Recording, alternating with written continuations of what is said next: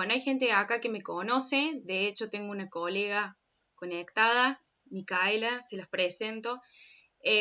Para los que no me conocen, mi nombre es Victoria, yo soy paramédico, instructora en emergencias médicas y bueno, les quería dedicar este taller de manera gratuita para que todos pudieran tener acceso a una temática que me parece que es fundamental que conozcamos y que sobre todo la transmitamos entre todas las personas que están desinformadas.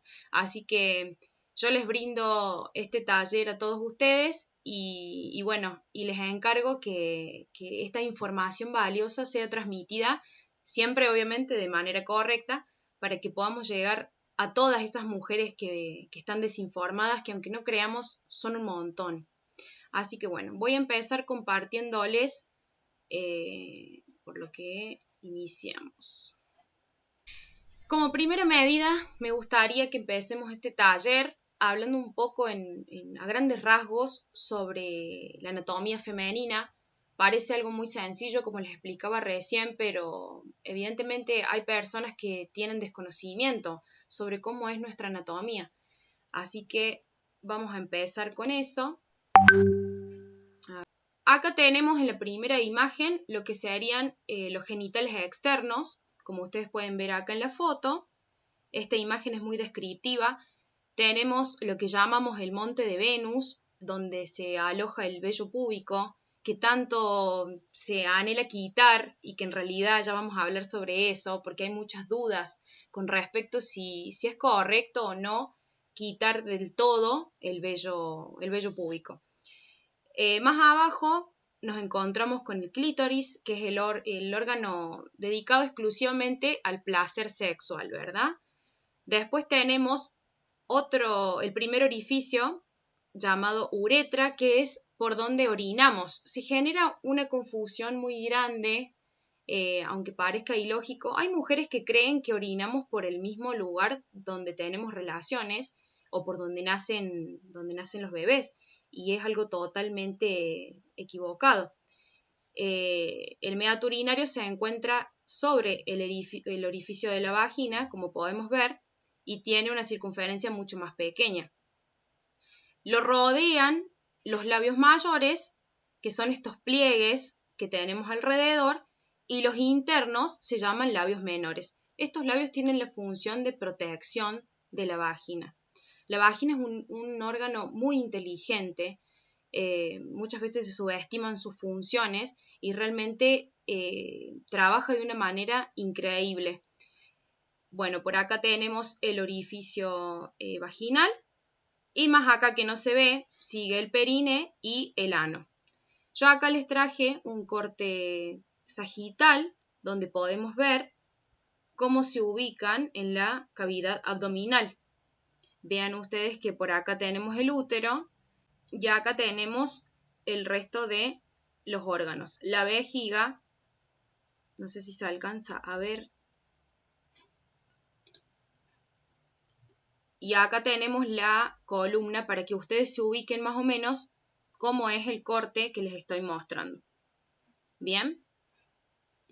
Bueno, esta foto me pareció súper interesante, ya que hemos visto imágenes del útero femenino, pero no en 3D. Vieron que es muy común que se vea de una manera de un dibujo simple, donde no hay mucho detalle, donde no sabemos cómo se ve por debajo, ni por el costado tampoco. Así que me pareció interesante compartirles esta imagen del útero femenino en 3D.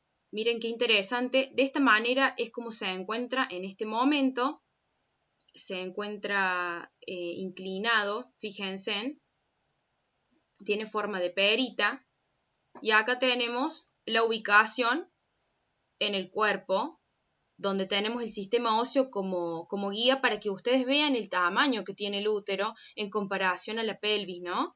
Es mucho más pequeñito y sin embargo fíjense en que es capaz de alojar un bebé a término de promedio de 3,5 kilos. Es una cosa increíble el útero. En él podemos diferenciar dos porciones, el cuerpo y el cuello del útero. El cuello posee dos orificios, uno interno y el otro externo.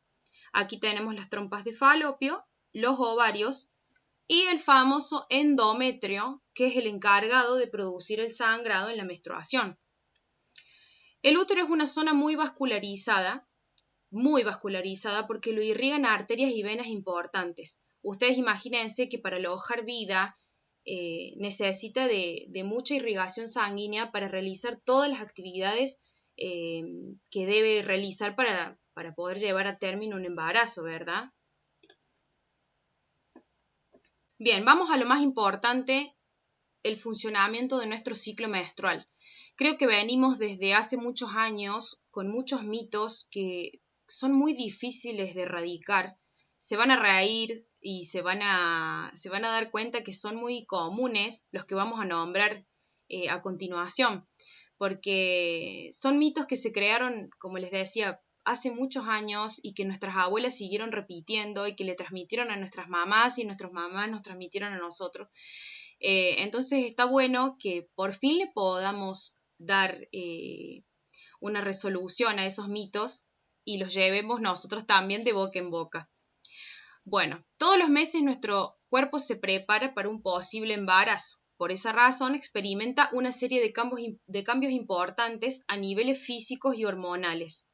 El ciclo menstrual se cuenta desde el primer día de la regla hasta el primer día de la próxima regla. ¿Qué quiere decir esto? Seguramente les va a resultar algo ilógico porque creo que no estamos acostumbrados a contarlos de esta manera. Si nos preguntan, o muchas veces entre charlas con amigas, nos suelen decir, ¿sos regular? No, yo soy súper irregular porque a mí un día me viene el 14 y otro día me viene el 15. Y nuestra amiga nos dice, yo soy súper regular, a mí me llega todos los días, todos los meses. Bueno, déjenme decirles que hay un concepto un poco equivocado con respecto a lo que llamamos regularidad e irregularidad. El ciclo menstrual se cuenta desde el primer día que yo sangro hasta el primer día de sangrado del otro ciclo. ¿Qué quiere decir esto? Que si yo sangro el 1 de febrero, por ejemplo, mi ciclo va a durar, lo voy a contar yo, hasta el 1 de marzo.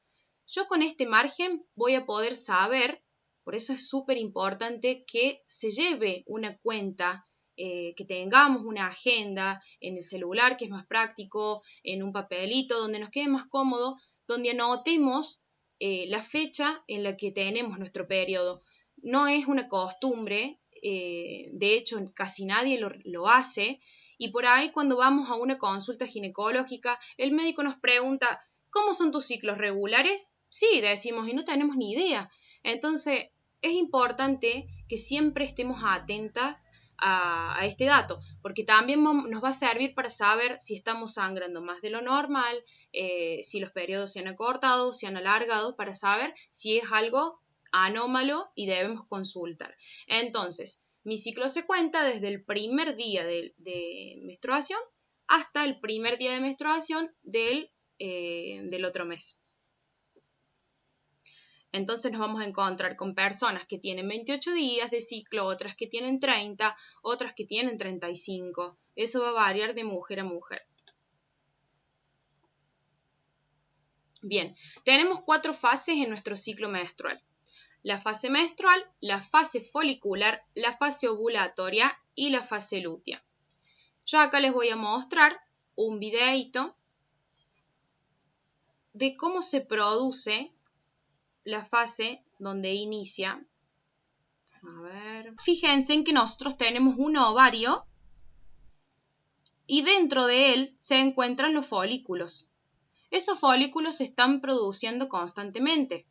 De hecho, en el ciclo menstrual, estos folículos, le voy a dar play para que ustedes vean, van madurando, van aumentando de tamaño hasta que llega un momento que ya llegada la maduración, explotan y sueltan al óvulo. Ese óvulo viaja a través de la trompa de falopio a encontrarse con el espermatozoide.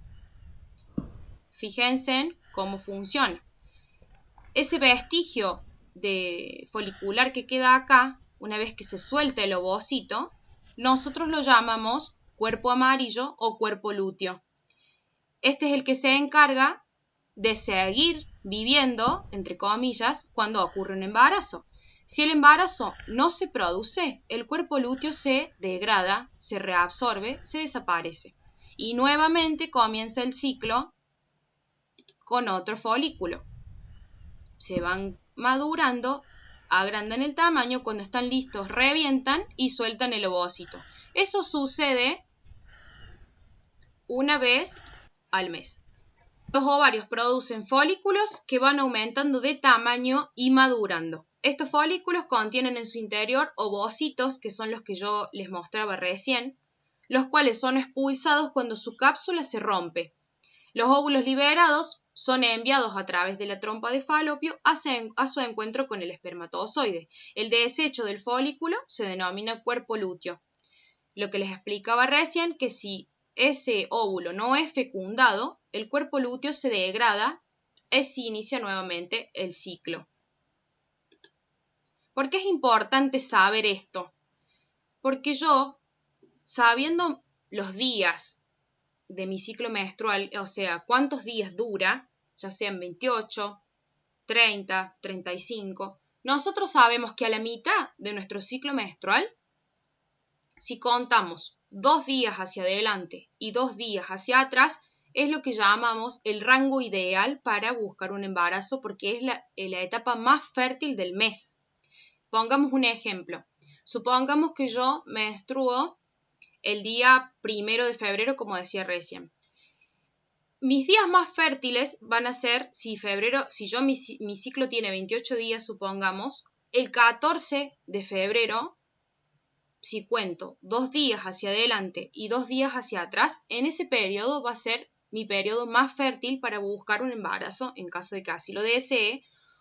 O si soy una persona totalmente regular, que mis ciclos tienen la misma duración, me puedo cuidar con el método del ritmo, que se le llama, y saber qué días no debo mantener relaciones sexuales para poder evitar un embarazo.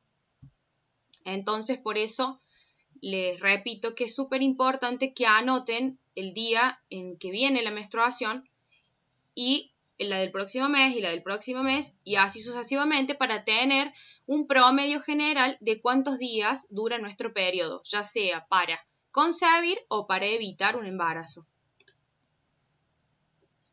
Bueno, acá yo les puse las 4 principales hormonas que comandan los ovarios. No vamos a ahondar en cada una de ellas, pero sí me pareció importante los estrógenos y la progesterona, que seguramente los deben haber escuchado nombrar, son muy famosos. Los estrógenos intervienen en el desarrollo de los caracteres sexuales femeninos, mientras que la progesterona se encarga de la preparación del útero para la gestación y la lactancia. Cuando estamos embarazadas, los niveles de progesterona aumentan considerablemente. La testosterona es la hormona masculina. ¿Sabían que nosotros también tenemos? Es una hormona que es importante en la mujer. Se encuentra en mucha menor cantidad que obviamente en el hombre, pero es importante porque interviene en varios procesos. Cuando hay desequilibrios a niveles de la testosterona, nos podemos encontrar, por ejemplo, con mucho vello facial, lo que denominamos hirsutismo. Yo conozco muchas personas que por ahí dicen, tengo mucho exceso de vello, y por ahí creen que es una condición más que nada hereditaria, y quizás es un llamado de atención por un alta en la testosterona, porque algo está fallando y necesitamos consultar al médico. Bueno, nuestro ciclo vital femenino tiene 3 fases. La menarquia, que es el primer sangrado de origen menstrual, que aproximadamente se da a los 12 años. Digo aproximadamente porque los tiempos han cambiado y actualmente por lo general se produce entre los 9 y los 10 años. Digo de origen menstrual porque por ahí las niñitas jugando se golpean, es muy común que tengan traumas a nivel genital porque se caen de la bicicleta o porque son niños y juegan. Entonces se confunden los sangrados de a lo mejor un pequeño microtrauma con un sangrado de origen menstrual. La premenopausia se produce alrededor de los 40 años. nos vamos a dar cuenta por los ciclos alternados. Ya no vamos a tener ciclos todos los meses, sino que quizás tenemos un ciclo sí, pasan 2 meses y no tenemos menstruación, vuelve la menstruación 3 meses seguidos, se vuelve a ir otro mes y así sucesivamente. Eso nos está dando indicio de que posiblemente si estamos en esa edad tengamos premenopausia. Hay algo que me parece interesante comentarles, que es el tema de los patrones hereditarios, y lo tienen que tener muy en cuenta. No se acostumbra preguntar a nuestras mamás o a nuestras abuelas a qué edad tuvieron su primera menstruación, a qué edad tuvieron la menopausia, y son factores que son importantes. Tengo una conocida que, por ejemplo, tiene 35 años, no tiene hijos porque todavía no era su decisión, y sin embargo se enteró hace poquito que ya está en fase premenopáusica y ella no lo podía creer y me decía, yo nunca pregunté a mi mamá cuándo ella tuvo su menopausia, cuándo mi abuela tuvo su menopausia, y resulta que todas fueron jóvenes. Entonces, ¿qué quiero decir con esto? Que los patrones hereditarios son importantes, también con las patologías, el cáncer de mama, el cáncer de cuello de útero, los ovarios poliquísticos, todas esas condiciones, si hay patrones repetidos a nivel familiar, es muy probable que se repitan con nosotros. Entonces, tomemos las precauciones correspondientes. La menopausia se produce entre los 40 a 55 años. Tengan en cuenta que todas estas edades son promedios estadísticas. Es la ausencia de la menstruación, pero en un rango de 12 meses. ¿Qué quiere decir? Si yo menstrué en enero y volví a menstruar en noviembre, no entré en menopausia todavía. Por más que haya pasado tantos meses con ausencia de la menstruación, no estoy todavía en menopausia. Para que mi doctor me dé el diagnóstico confirmado, tienen que haber pasado al menos 12 meses de ausencia de sangrado. No me deja usar mi micrófono. Ay, Laura, a ver, ¿por qué no te deja usar el micrófono? Vamos a hablar en lenguaje de señas. Bueno, a ver, vamos a ver si lo puedo activar de algún lado, pero están todos activados. Yo a los 11 y nunca fueron muy traumáticas. Tengo 3 hermanas mujeres mayores, así que algo sabía por ellas y mi mamá. Miren qué interesante, porque era un poco tabú el tema. De hecho, sigue siendo un poco tabú el tema de la menstruación y de todo lo que ya sabemos en cuanto a la educación sexual. Así que por eso yo les encargo que después de ver este taller salgan y repartan la información, que es lo más valioso que tenemos. Bien. Bueno, esta es la parte que me parece importantísima sobre los sangrados que son anormales. Creo que a nadie nos dijeron, o sea, nunca nos dijeron cuánto hay que sangrar, cuántos días está bien. Yo recuerdo que de niña les sabía comentar a mis amigas y les decía, oye, a mí me dura 7 días. Y había otra chica que me decía, no, a mí 3. Y yo tengo una menstruación súper abundante y mi otra amiga me decía, no, yo para nada. Entonces nunca supimos, creo que nos ha pasado a todas, que nunca supimos qué era lo que estaba bien y qué era lo que no estaba bien. Así que bueno, a continuación me encantaría despejarles esas dudas para que, sobre todo para que ante irregularidades vayamos al médico y bueno, y nos pueda orientar el por qué. Los sangrados anómalos, o sea, anormales, pueden tener varias causas. Yo les puse muy puntuales como para que ustedes conozcan, pero no vamos a entrar en tanto desarrollo médico porque no es el objetivo del taller. Así que bueno, tenemos relacionadas con la gestación, es decir, supongamos yo soy una persona de 29 años, no me tiene que venir mi periodo, estamos a 15 y a mí me viene el 30 y de repente tengo sangrados. Bueno, una de las causas pueden ser un aborto espontáneo, estoy embarazada y nunca me enteré. Hay personas que de hecho han tenido abortos espontáneos y ni siquiera se enteran.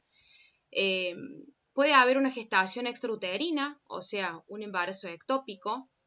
Enfermedades trofoblásticas relacionados con la coagulación también. Después tenemos las uterinas orgánicas, que son infecciones. Las infecciones también nos pueden causar sangrados anómalos. Si nosotros tenemos cambios en el flujo o tenemos sospecha de infección y no hacemos nada al respecto, esa infección puede seguir avanzando a grandes niveles dependiendo de qué tipo de bichito nos esté generando esa infección. Entonces es importante que estemos atentas a los cambios que presentamos. Patologías benignas y malignas. Pueden ser pólipos, miomas, malignos, relacionados con el cáncer. Y traumas también. Traumas como golpes, accidentes que me hagan sangrar la zona genital. Hematológicas relacionadas con la coagulación. Endocrinólogas, el síndrome de ovario poliquístico. Mucho estrés. El estrés me puede generar sangrados anormales. Exceso de ejercicio, aunque no lo crean tan bien. Y mala alimentación. La mala alimentación me puede generar, es una de las causas muy comunes, la mala alimentación. El uso de fármacos como anticoagulantes, antidepresivos, antipsicóticos o naturales como la soja y el ginseng. Aunque no lo crean, también consumir mucha soja nos puede producir sangrados anómalos, y el ginseng, que por ahí se utiliza porque tiene muchos beneficios, nos puede producir alteraciones en nuestro ciclo menstrual. Ahora vamos a la causa que más quiero que le hagamos énfasis, que es la hemorragia uterina disfuncional, lo que nosotros llamamos así. Tiene las siguientes características que no son normales. Lo que llamamos polimenorrea. No es normal las alteraciones en la frecuencia. ¿Qué quiere decir? Si yo soy una persona que normalmente mi ciclo dura 7 días con sangrado abundante, 3 días y el resto con menor cantidad, y se altera la frecuencia, hay algo que cambió, hay algo que está mal, debo consultar a mi médico. Los ciclos cortos, por ejemplo, o 2 o más en un mes. Yo tengo muchas conocidas que por ahí me dicen, este mes me vino 2 veces, y lo toman como una cuestión, no sé, estoy mal hormonalmente. Yo creo que se subestima mucho el tema de las hormonas. Todos le echamos la culpa a las hormonas, y después cuando ocurren problemas más graves, pensamos le debería haber hecho caso a mis hormonas. La oligomenorrea son ciclos de más de 35 o 40 días, es decir, en un año en vez de tener 12 ciclos, quizás tengo 8, 9, porque se extienden demasiados días. Estas cosas no son normales, debo consultar a un ginecólogo. La hipermenorrea son alteraciones en la cantidad, como exceso de sangrado o más de 8 días de menstruación. Exceso de sangrado, ¿a qué le llamamos? Si están acostumbradas a usar, por ejemplo, toalla sanitaria, que es lo más común, ahora se están erradicando un poco con todas estas otras cosas que han salido, como la famosa copa menstrual. Siempre les digo que hay un producto adecuado para cada persona.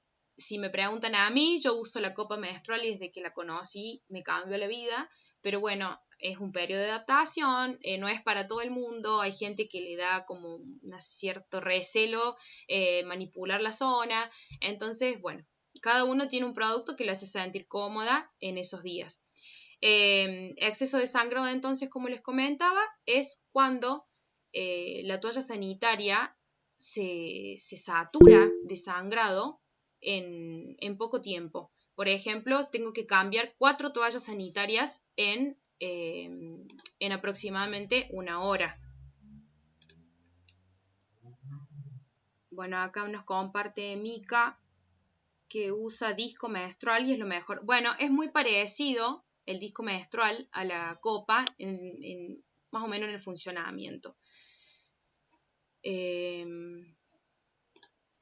Bien. La hipomenorrea son ciclos con escasa cantidad de sangrado. Lo contrario a la hipermenorrea, y tampoco es normal. Este tipo de variaciones sin un contexto en particular no son normales. ¿Qué quiero decir con esto? Que, por ejemplo, no es lo mismo tener ciclos de más de 40 días de duración después de tener nuestra primera menstruación a que presentemos este cuadro a los 30 años y sin ninguna otra condición que pueda provocarlo, como así también en el caso de la menopausia. Si los ciclos no son regulares y estamos en edad de presentar estos cambios hormonales, es normal que suceda. Ante cualquier consulta siempre vamos, ante cualquier duda siempre vamos a consultar a nuestro médico. Bueno, ¿cómo debe ser la higiene durante nuestro periodo menstrual? Vamos a derribar los famosos mitos de la abuela. Número 1. No puedes bañarte en una piscina. Falso. Sí nos podemos bañar en una piscina. Antes se creía que la menstruación no nos permitía bañarnos.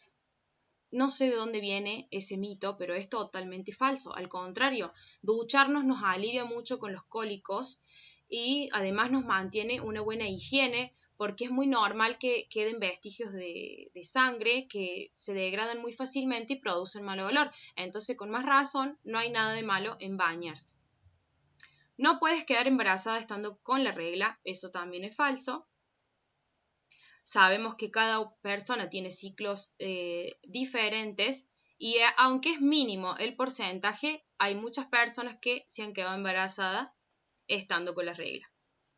Todos los ciclos deben ser iguales, eso es falso, como les decía recién, hay un concepto errado sobre la regularidad y la irregularidad, no necesariamente deben ser iguales, vamos a tener variaciones. En lo que me refería de contar los días es que nuestro ciclo va a tener entre 28 y 30 días, por ejemplo. Si al próximo pasan 40, ahí hay algo que no está bien o somos irregulares definitivamente. Eso lo vamos a ir viendo nosotros. No puedes hacer ejercicio físico, eso es falso. Antes se creía que cuando uno estaba con la menstruación era como que estábamos totalmente enfermas, no podíamos hacer absolutamente nada. Y el ejercicio físico, si vos lo deseas y tenés ánimo, porque muchas veces sufrimos de cólicos que nos tiran a la cama, es una realidad. Bueno, en ese caso, lógico que no, pero la mujer que puede y se mantiene activa, no hay ningún problema. El limón, el paracetamol y el té cortan la regla. Eso sí me acuerdo, mi mamá me sabía decir, tómate un juguito de limón cuando teníamos que ir, por ejemplo, a un campamento del colegio y estábamos con la menstruación y nos decía, tomen té con limón y se les va a cortar, porque eso le había dicho mi abuela y era totalmente mentira. Así que ninguna de esas cosas cortan la regla. Y no puedes tomar sol durante el periodo, también es falso. Eso me lo supieron decir a mí también cuando era chica porque supuestamente aumentar la temperatura corporal nos podía llegar a descomponer y demás. Pero eso es a raíz de cada uno. Si te sentís bien y tenés ganas de tomar sol, tranquilamente lo podés hacer, no te va a afectar en nada.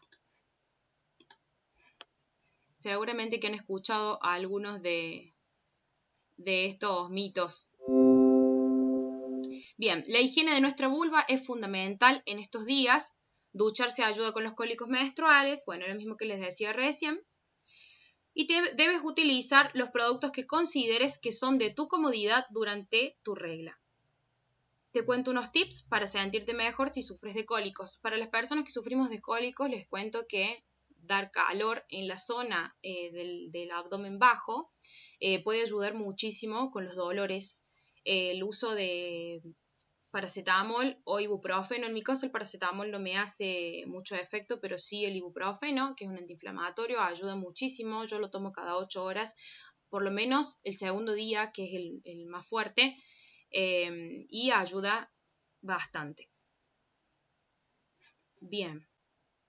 Bueno, vamos a dar en este ratito que nos queda otro tema que me parece súper fundamental, que es el tema de los anticonceptivos. Fueron muchas las consultas que me llegaron de gente, de gente que se anotó, dejó su duda para resolver y fueron muchas sobre anticonceptivos. Se van a sorprender porque yo creo que hay mucha gente que no está ni siquiera enterada de la cantidad de métodos anticonceptivos. Yo acá solamente puse los que tenemos las mujeres. No especifiqué las de los hombres porque, estamos haciendo hincapié en nosotras, así que les voy a exponer los métodos anticonceptivos que tenemos para la mujer.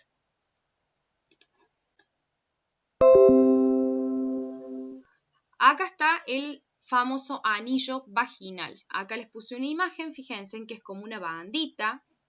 Se coloca dentro de la vagina similar a un tampón. Fíjense en que acá está anatómicamente la posición que adquiere el anillo. Dura 3 semanas y se debe retirar y cambiar luego de la menstruación. Un mito falso. Vamos a ir desmintiendo mitos de todos los anticonceptivos para que nos quedemos tranquilas. Se queda atrapado o migra hacia otro sector y es incómodo. Son totalmente mitos falsos. No previene enfermedades de transmisión sexual. El anillo vaginal es un poco complicado de encontrar en Argentina. Bueno, acá tenemos el parche. El parche es de plástico, se adhiere a la piel liberando hormonas para evitar la ovulación. Se coloca un parche nuevo cada semana durante 3 semanas el mismo día. Tiene una alta eficacia. Falso mito, se despega fácilmente al ducharse. Totalmente erróneo. Conozco gente que lo utiliza y que está muy cómoda con su parche. De hecho, no necesariamente se lo tienen que poner acá como lo tiene la chica. Hay mucha gente que se lo coloca en otros lugares donde no son visibles. La desventaja es que no previene enfermedades de transmisión sexual. El preservativo femenino es una funda de poliuretano con 2 anillos en los extremos, uno de los cuales es cerrado, o sea, el que va acá en el interior, fíjense en la imagen, está cerrado, el que tiene contacto con el cuello, con el cervix, está cerrado. Se usa uno nuevo en cada relación sexual, es como el preservativo masculino, solamente que este es adaptado al cuello uterino. Son muy difíciles de encontrar en Argentina, probablemente nunca los hayan visto. Y el falso mito es que es difícil retirarlo. Previene enfermedades de transmisión sexual, al igual que el preservativo masculino, previene enfermedades de transmisión sexual. Fíjense en que parece un poco bastante incómodo. Es como un tubo plástico que tiene en el exterior un anillo bien amplio que sale hacia el exterior. Y el de adentro está cerrado. Bastante curioso el preservativo femenino. Bueno, las pastillas anticonceptivas, famosísimo. Muchas veces cuando conversando con gente me dice, yo conozco pastillas anticonceptivas, inyección y DIU, y paremos de contar. Bueno, hay muchos más métodos, cada uno se adapta a cada mujer de manera diferente. Las pastillas anticonceptivas son de toma diaria, están hechas a base de hormonas que evitan la ovulación. Tenemos opciones de 21 o 28 comprimidos. Acá viene una duda existencial que tiene todo el mundo con respecto a los anticonceptivos que vienen de 28 comprimidos.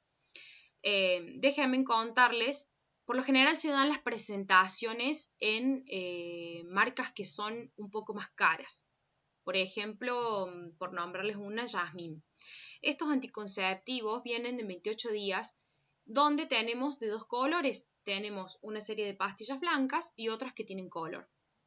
Las pastillas blancas son una ayuda de memoria, en el sentido de que si yo me encuentro con una caja que tiene 21 días y esos días restantes, que son 7, no trae pastillas, es porque evidentemente no son fundamentales de tomar, sino que la caja más cara me elabora 7 pastillas más para que yo haga la costumbre de tomar mi pastilla diaria todos los días y sepa que cuando finalice la última pastilla blanca tengo que empezar una caja nueva.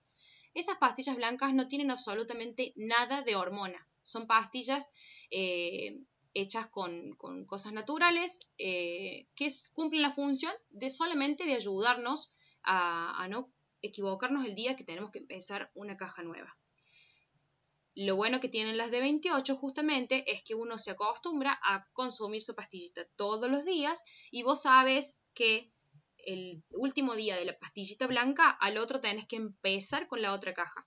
En cambio con la de 21 días no me pasaba porque yo terminaba a los 21 días mi pastilla y después el resto de los días corren, uno se olvida y cuando querés acordar se te pasó el tiempo. Así que en ese sentido son bastante prácticas.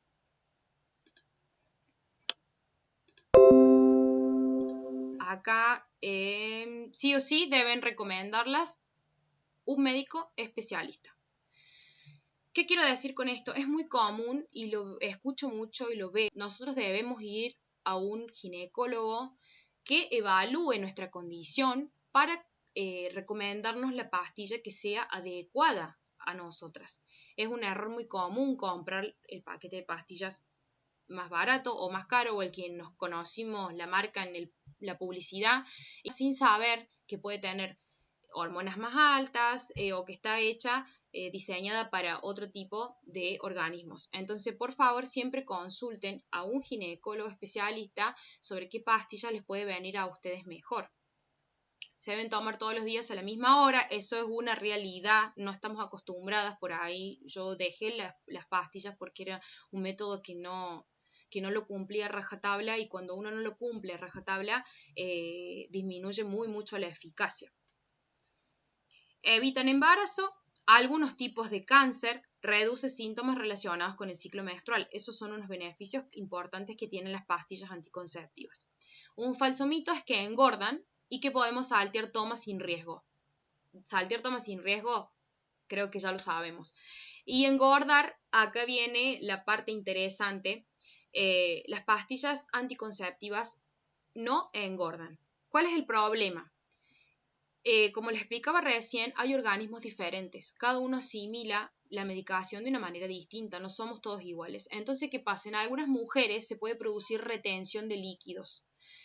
Podemos subir hasta 2 kilos solamente de líquido que estamos reteniendo porque tienen algunos compuestos que nos generan este tipo de afección. Entonces, es importante que estemos atentas a estos cambios y si vemos que hay un incremento de peso, consultarlo con el médico para que nos cambie la pastilla. Porque muchas veces los componentes nos generan esta retención de líquido y nosotros creemos que estamos aumentando de peso y en realidad no tiene nada que ver una cosa con la otra. Cambiamos la medicación y se acaba el problema. Bien, las inyecciones son dosis de hormonas inyectables que inhiben la ovulación. Tiene los mismos efectos que las pastillas, pero se coloca una vez por mes o incluso trimestralmente. Las menstruaciones al inicio suelen ser irregulares o prolongadas, y si se continúa con el método, puede haber ausencia de sangrado. Tienen alta eficacia, no previenen enfermedades de transmisión sexual y vamos con el mismo falso mito que engordan. He escuchado mucho sobre eso, volvemos a la misma respuesta que con las pastillas anticonceptivas. El anticonceptivo oral de emergencia o la pastilla del día después. Puede presentarse en una dosis o en 2 pastillas para tomar por única vez. No sé si en su caso la habrán tomado o si tienen alguna conocida que alguna vez tomó una. Esto no se debe hacer de manera habitual, es para una única vez. Es recomendable tomarla hasta 12 horas después de la relación sexual, aunque su efecto puede durar hasta 5 días posteriores a la misma. Obviamente que cuanto más tiempo yo deje pasar, más se reduce la eficacia de la pastilla, ¿verdad? Puede producir náuseas, vómitos, dolor de cabeza, mareos y otros malestares. No es de uso habitual, esto lo recalco porque conozco mucha gente que consume muy seguido las pastillas de emergencia y pueden traer graves consecuencias en nuestro organismo. No previene enfermedades de transmisión sexual y un falso mito es que es abortiva. Eso mismo es que si yo la consumo 5 días después y ya tengo un embarazo que inició, no me va a hacer absolutamente nada y el embarazo se va a seguir desarrollando normalmente. Bueno, tenemos el DIU, dispositivo intrauterino, acá les puse una fotito. El DIU es una pieza de plástico con cobre, acá vemos el cobre, que impide la unión entre el óvulo y el espermatozoide. El DIU se coloca en el interior del útero, se aloja ahí durante 3, 5 o 10 años, dependiendo del dispositivo, ¿no? Lo que hace es constantemente liberar partículas de cobre, impidiendo que el óvulo y el espermatozoide se unan.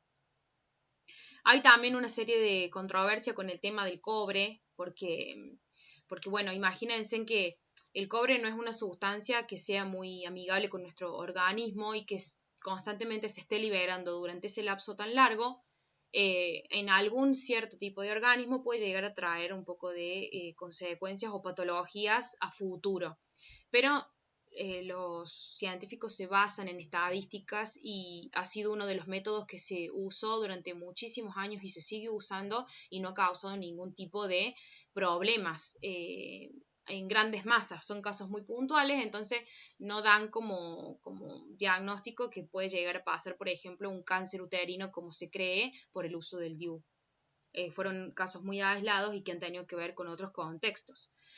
Se realizan controles cada 6 meses o un año. No previenen enfermedades de transmisión sexual y acá se van a reír porque lo deben haber escuchado muchísimo. Un falso mito es que los bebés nacen con el DIU en la mano.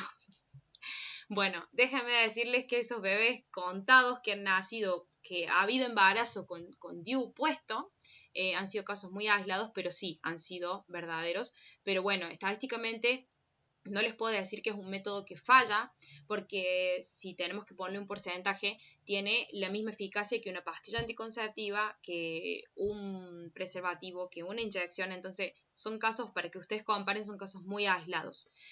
Lo otro que también entra en duda es el tema de los hilos que trae.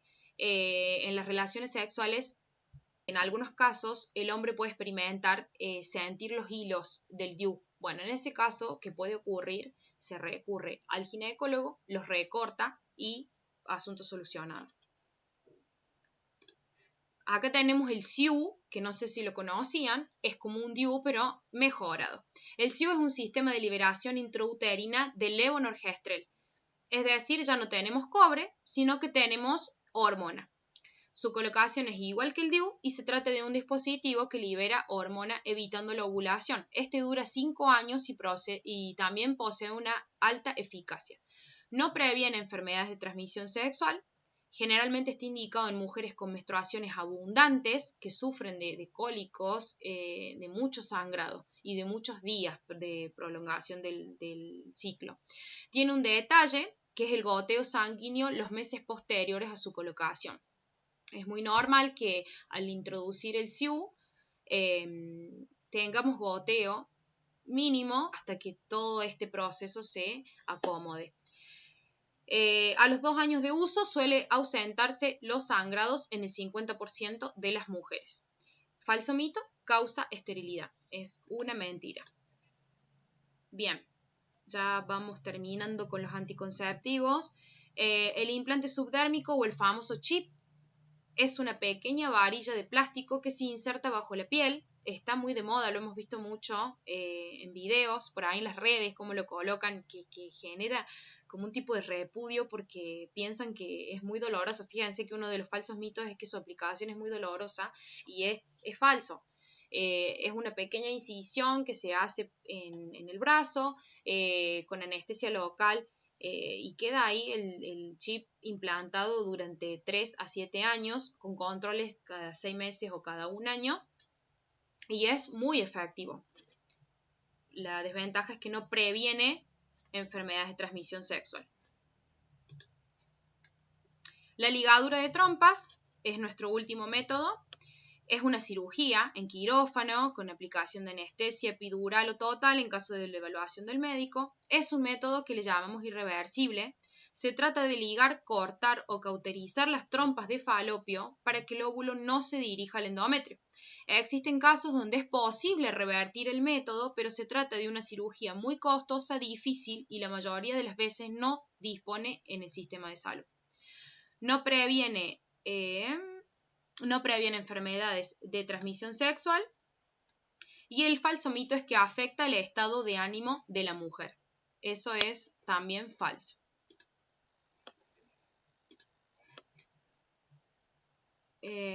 Acá como dice Mika, sí, por eso mismo hay que controlarlos al dibujo, exactamente.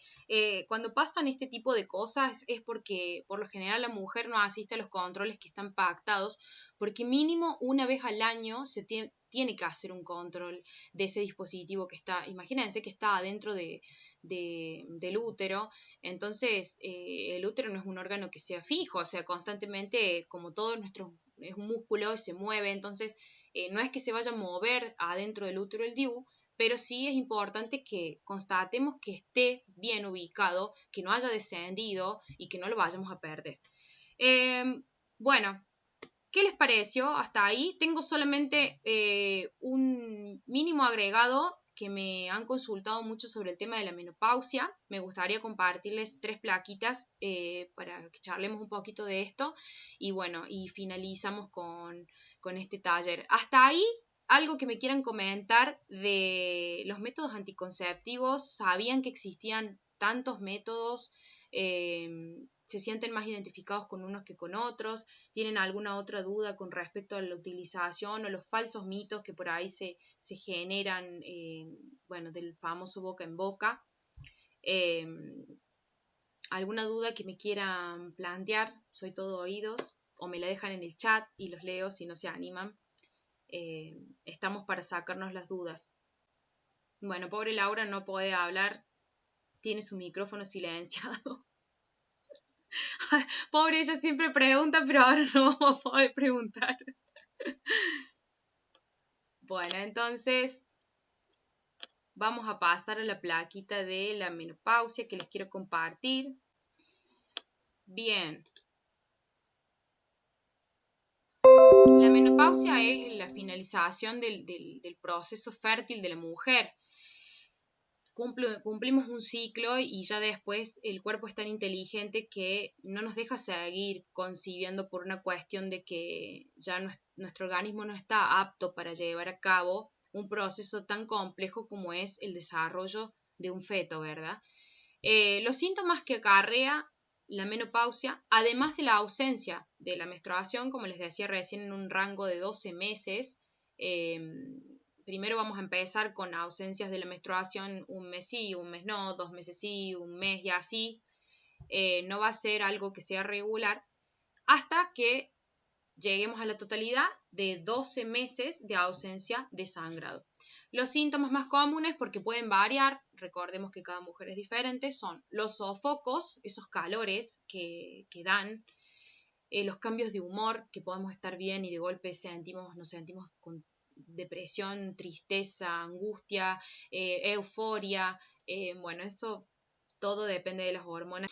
La sequedad vaginal, que es muy común, al disminuir los niveles hormonales también disminuye la lubricación vaginal, porque justamente estas hormonas son las que se encargan de mantener la vagina lubricada. Entonces comienza a aparecer esa sequedad tan incómoda, sobre todo a la hora de mantener relaciones sexuales se convierte en algo problemático.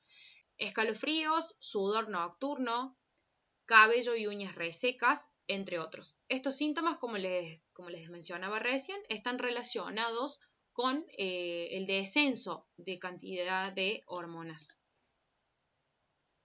Debes realizarte los estudios correspondientes a esta edad, ya que los riesgos de padecer ciertas afecciones como enfermedades cardíacas, osteoporosis, que es cuando los huesos se empiezan a hacer más frágiles, incontinencia urinaria, sequedad vaginal, aumento de peso, se incrementan. Entonces, cuando vos veas que empezaste con estas faltas del periodo, ya es hora de que consultes con tu ginecólogo para empezar todo el proceso que conlleva la menopausia, justamente para que nos mejore la calidad de vida, porque podemos darle fin a los sofocos nocturnos, a los sudores, a los escalofríos, a esos desequilibrios emocionales, le podemos dar solución, el médico nos puede brindar una serie de herramientas.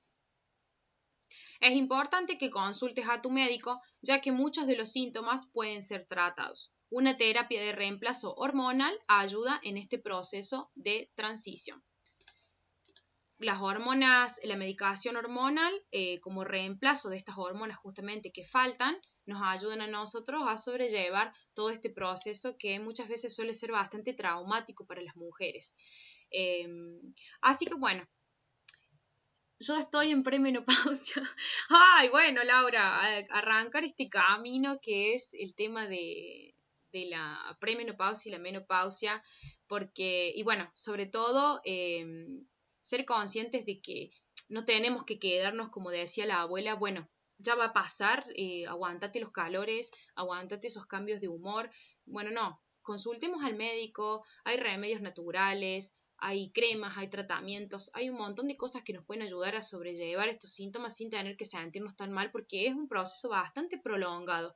Así que, bueno, nunca está de más consultar. Bueno, ¿qué les pareció? Hemos llegado al fin. Súper bien explicado. Gracias, Mica. Bueno, gracias. Excelente, dice Laura. Súper claro. Gracias. Gracias, Ania. Chao, chao.